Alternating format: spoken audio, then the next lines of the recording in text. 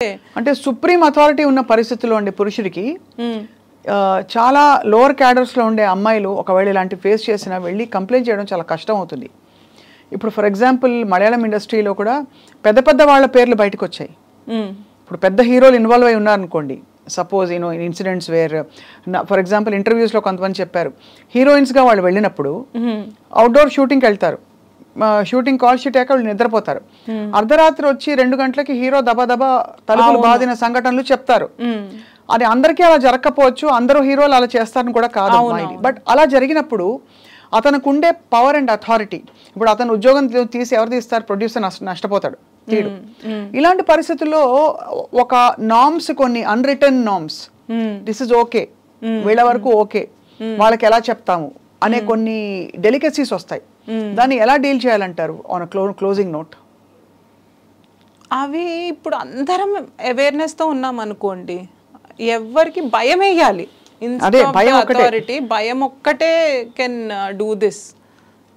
అదే భయం ఒక్కటి. అండ్ మనం ఏ ఎగ్జాంపుల్ సెట్ చేస్తున్నాం, మనం అనుకున్నట్టు ఇప్పుడు మనము ఇక్కడ కూర్చున్నాము, మనకి పిల్లలు ఉన్నారు, వాళ్ళకి ఒక మ్యాన్ మీ బాసే అనుకోండి పర్సే వచ్చి మిమ్మల్ని ఏదో క్యాజువల్ హేట్రా అట్లా వర్క్ ప్లేస్లో అలా పిలవడము, లేకపోతే చిన్న చూపు చూడడం, ఏదో జోక్ క్రాక్ చేయడం, అబ్బా అంతే నట్ హెడ్ అట్లా క్రాక్ చేయడం అలా అలవాటు అయిపోయింది. He will do the same no in his work place. అదే not just sexual, non sexual also. First ఆ చిన్న చూపు అనేది స్టార్ట్ అవుతుంది కదా. ఎవరైనా ఏదైనా హెరాస్మెంట్ చేయాలంటే అవతల వాళ్ళ మీద చిన్న చూపు ఉండాలి, వీళ్ళు మనకి అగేన్స్ట్ రారు అని ఉండాలి, లొంగే సిచ్యువేషన్ ఉండాలి. సో అలాంటిది మనం ఈ అవేర్నెస్ ద్వారానే తీసుకురావచ్చు. అండ్ ఉమెన్ కి కూడా వాళ్ళ రైట్స్ గురించి తెలియకపోవడం కొన్నిసార్లు, అది మెయిన్. మంచి మాట అన్నారు మీరు. అట్ వాట్ కాస్ట్ అని తెలియాలి. If I want to continue in this project, at what cost, what am I giving up, నా డిగ్నిటీకి నేను నిలబడి ఒకవేళ రేపటి రోజున మీరు అన్నట్టు అందరూ సెన్సిటైజ్ అవ్వాలి. కావ్య గారు, పోలీస్ డిపార్ట్మెంట్ లో కంప్లైంట్స్ ఇచ్చినప్పుడు కూడా సెటిల్ చేసుకోండి, నువ్వు మంచి ఫ్రెండ్షిప్ చేస్తావు కదా, ఫస్ట్ నువ్వు బాగానే ఉన్నావు కదా, ఇప్పుడు ఎందుకు తలెత్తు ఇలా అంటున్నారు. అవునవునవును, అందరూ అవ్వాలండి. ఇట్ ఈస్ నాట్ జస్ట్ మనం అనుకుంటున్నట్టు ఒక మూవీ ఇండస్ట్రీనో, ఇప్పుడు వాళ్ళ మీద ఎలిగేషన్స్ వస్తున్నాయి, మలయాళం ఫిలిం ఇండస్ట్రీది వచ్చింది కాబట్టి ఫోకస్ అక్కడ ఉంది. But the thing is that అన్ని ఇండస్ట్రీస్లో జరుగుతూనే ఉంటుంది. సో ఎస్, ఆ ఉమెన్ కూడా ఆ స్టెప్ తీసుకోవాలి. అలా మీరు అన్నట్టు పోలీసులు కూడా they also need gender sensitisation. వాళ్ళకి ఎలా డీల్ చేయాలో, ఆ కంప్లైంట్ ఏం క్వశ్చన్స్ అడగొచ్చు, ఏం క్వశ్చన్స్ అడగకూడదు అని ట్రైనింగ్ ఉండాలి వాళ్ళకు కూడా. ఇన్ఫాక్ట్ పెద్ద పెద్ద వాళ్ళ చేత ఇవి డ్రాఫ్ట్ చేయించాలి ఈ నివేదికలు. Please in Wake of the new, ఇప్పుడు మొన్న అయిన ఇన్సిడెంట్ వల్ల ఇటువంటిది మన ఇండస్ట్రీకి కానీ మన వర్క్ ఎన్వైరన్మెంట్కి కానీ ఒక మచ్చ రాకుండా దయచేసి మీరందరూ ప్లీజ్ గౌరవప్రదంగా బిహేవ్ చేయండి, హెరాస్ చేయకండి అని చెప్పి ఒక నోటీస్ సర్క్యులర్ పంపించాలి అందరూ. అది ఆల్రెడీ చేస్తుంటారు. అంటే కొంతమంది ఏంటంటే మాకు తెలియదండి, నేను జస్ట్ ఫ్రెండ్లీగా మాట్లాడాను, అదేలా సెక్షువల్ హెరాస్మెంట్ అవుతుంది అని కూడా అంటారు కదా. సో మేము ట్రైనింగ్ లో చెప్పాము, యూ నోటెడ్ ఇట్, మీరు ఆ బాక్స్ అది టిక్ చేశారు, then how you don't know. అంటే వీ హ్యావ్ టు 360 degrees మనం కూడా ఇంటాక్ట్ పెట్టుకోవాలి. అది సో దట్ అలాంటివి లేకపోతే తెలీదు అని చెప్పి ఒక ఆన్సర్తో పోకుండా ఎవ్రీథింగ్ షుడ్ బి ఇంటాక్ట్. అప్పుడే ఇలాంటివి తగ్గటం అనేది జరుగుతుంది. And on this note, when we are talking so extensively ఈ ఇన్సిడెంట్స్ గురించి, I'm doing a podcast, family law podcast అని చెప్పి.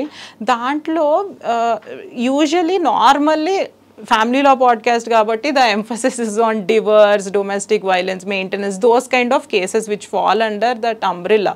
అయితే సడన్గా ఈ మెడికో కేసు వచ్చింది, Kolkata medico case, which has shaken all of us. అసలు ఇలా జరగడం ఏంటి అని చెప్పి.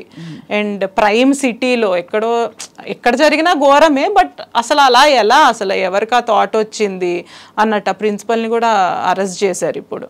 సో అలా చూసుకుని దెన్ దాని గురించి వెన్ ఎవ్రీబడి ఈజ్ లైక్ అసలు ఏం చేయాలి, ఇలాంటివి ఎలా తగ్గించాలన్నప్పుడు Malayalam film industry, Hema committee report ఇవన్నీ బయటికి రావడం, దాంట్లో షాకింగ్ విషయాలు. మీరు అన్నట్టు మిడ్ నైట్ నాక్స్ కామన్, ఇలాంటివి అసలు కామన్ అయిపోయినాయి ఇవి. అవును, అంతే అనడాలు బయటకు వచ్చినప్పుడు we have taken a call in that podcast also. We have announce that if you need posh training in your company or anywhere, we have a team, we will send them and they will present it there. What is gender sensitization, what comes under anything like sexual harassment, మీరు ఏ line దాటకూడదు అని తెలియాలి. ఎందుకంటే men women కలిస్తేనే కదండి జరిగేది. ఒట్టి ఉమెన్కి వాళ్ళ రైట్స్ తెలిసినా వాళ్ళు ఎలా చేయాలో తెలిసినా అది అవ్వదు.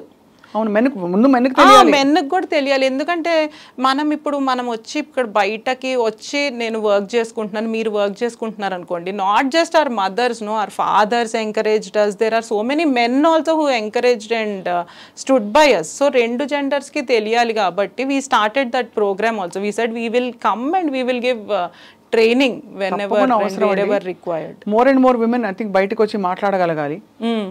అప్పుడెప్పుడో జరుగుతాయి, ఇప్పుడు ఎందుకు మాట్లాడుతున్నావు అని జడ్జిమెంట్స్ లేకుండా ఎప్పటికో అప్పటికి ఎస్ ఇట్ నాకు కూడా జరిగిందని ఆ మీటూ క్యాంపెయిన్ అయితే మొదలైందో, బట్ దాని కన్క్లూజివ్ గా కొన్ని శిక్షలు పడి కొన్ని చర్యలు కొన్ని రామిఫికేషన్స్ ఉన్నాయి దీనికి. అవును, ఇప్పుడు పాష్ లో మనం చూసుకున్నాం అనుకోండి, దే సెడ్ ఇన్సిడెంట్ జరిగి 3 months అయి ఉండాలి, ఎనీ సచ్ ఇన్సిడెంట్, లేకపోతే లాస్ట్ ఇన్సిడెంట్ అది జరుగుతూ వస్తుంది ఒక క్రమంలో ఫ్యూ ఇయర్స్ నుంచి అనుకోండి, లాస్ట్ ఇన్సిడెంట్ జరిగి 3 months అయి ఉండాలి, లేకపోతే ఇంకో 3 months the committee can take a call ఏ సిచ్యువేషన్లో అమ్మాయి చెప్పలేకపోయింది అనేసి. So one request to women is ఇలాంటివి ఏమన్నా జరిగినప్పుడు డోంట్ హెసిటేట్. మీరు లేట్గా వస్తే ఎంతైనా ఆ ఇంపాక్ట్ ఉంటుంది, ఎందుకు ఇంత ఆలస్యంగా వచ్చారు అని చెప్పి. అండ్ ఇన్వెస్టిగేషన్ కూడా గెట్స్ డిఫికల్ట్, అన్ని లేయర్డ్ ఇన్వెస్టిగేషన్ కాంప్లికేట్ అయిపోతుంది. కాబట్టి I think women also should be proactive. తప్పకుండా ఐ అప్రిషియేట్ ఎవరన్నా బ్రేవ్ గా వచ్చి చెప్పే వాళ్ళని, బట్ స్టిల్ టైమ్లీ యాక్షన్ కూడా ఇట్ హెల్ప్స్. చట్ట ప్రకారం ఈ హెరాస్మెంట్స్ కి ఇప్పుడు జానీ మాస్టర్ కేసు కావచ్చు, ఇంకోటి కావచ్చు, ఏ సెక్షన్స్ వర్తిస్తాయండి? సెక్షన్ లా చట్టంలో మామూలుగా చట్టపరంగా సెక్షువల్ హెరాస్మెంట్కి ఏ ఏ చట్టాలు వర్తిస్తాయి అంటే which comes under the scope of? Rape, criminal intimidation, ఇవన్నీ. అలానే కొన్నిసార్లు ఏంటంటే they cause injury to that lady, modesty of the women effect అవ్వడము, ఆల్ దీస్ సెక్షన్స్ అన్ని కూడా అప్లై అవుతాయి. సో జానీ మాస్టర్ భవితవ్యం మీ కమిటీ చేతుల్లో ఉంది కావ్య గారు. తప్పకుండా న్యాయబద్ధమైన ధర్మబద్ధమైన పరిష్కారం రావాలి. ఆడపిల్లలకి ఇటువంటి ఎన్వైరన్మెంట్స్ ఉండకుండా, ఇటువంటి సంఘటనల బారిన పడకుండా ఒక రక్షణ కవచం ఏర్పడాలని కోరుకుంటున్నాం. అవునండి, చాలా సెన్సిబుల్ గా కమిటీలో వాళ్ళు కూడా మేము అనుకున్నాము, చాలా అన్రిపోర్టెడ్ వెళ్తున్నాయి అంటే మనం ఆ ధైర్యం ఇవ్వలేకపోతున్నాము. ఆ అమ్మాయి వచ్చి మాట్లాడాలన్న ధైర్యం ఇవ్వలేకపోతున్నామేమో. అట్లీస్ట్ ఇలా వచ్చి మాట్లాడితే మిగతా వాళ్ళు ఎవరైతే ఉన్నారో విక్టిమ్స్, వాళ్ళు వచ్చి మాట్లాడతారు కదా అని చెప్పే చేస్తున్నాము. I think they should bravely come out now that this committee is established and fair justice కోసమే చూస్తున్నాం కాబట్టి ఆ ఉమెన్ కూడా బయటికి రావాలి. మేమైతే వీ కెనాట్ టేక్ కాగ్నిజెన్స్ జరిగింది కదా అని విని. So they should only come and report. తప్పకుండా చాలా ఎన్లైట్నింగ్గా ఉంది ఈ కాన్వర్జేషన్ విత్ యూ కావ్య గారు.